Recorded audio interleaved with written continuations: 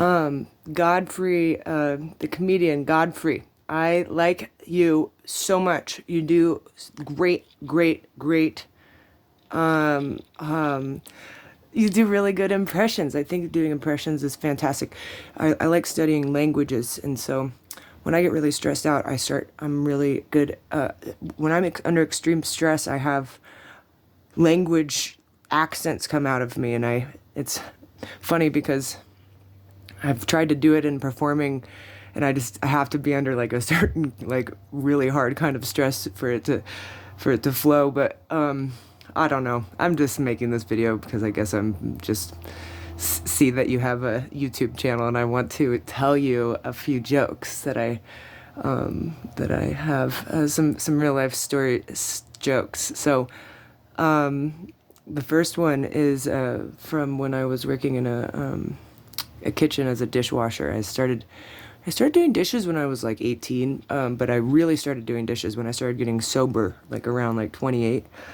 And and I was working at this restaurant, and my managers were brothers, and they were younger than me, and they were really fun. They were pretty hard. They came from some pretty hard places, and anyways, they had whenever the vegetables would come in, the big cucumbers would come in. They'd start flinging the cucumbers around their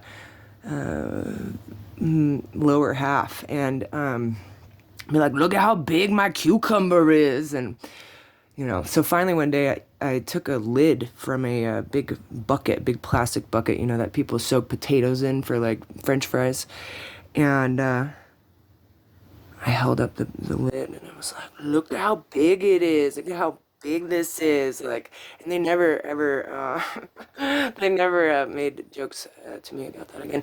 But then the other joke I was thinking you might appreciate was from when I was like maybe about 17. I was underage, and I was sleeping with this guy, and he was a hot toddy. He was a hot guy, and he was in his 30s, and we were all at this like mansion with these older guys all having apparent fun. But so I was having sex with him, and I was underage, and he didn't want anybody to know, and so he kept shushing me during sex, and we were having sex together. I guess I wasn't just the only one having sex. And he said, he kept shushing me, and his name was Sir.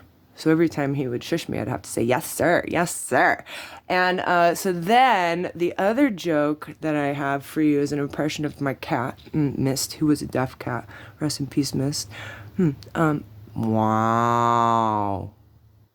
He couldn't hear himself, and he was very loud. And then the other joke that I have for you is, before, I'm going to give you some context, okay? The Irish American women that came to the United States were known for being single maids, okay? They didn't come and get married, and they came and were maids for a living. And unfortunately, the Irish men started the police force, so, which, well, it could be good if it was good, but I've seen good cops and bad cops.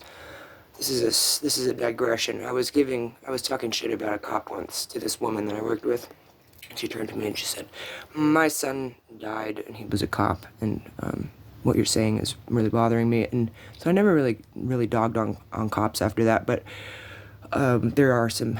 I'm actually studying in university right now, and I'm working on a project involving doing yoga with cops and the people that they arrest. So anyways, if you want to talk to me about that, I'm very passionate about it. And so the last joke is this. What's the best way to an Irishman's heart? Make 'em potatoes. And what's the best way to an Irish woman's heart? Give her something to clean.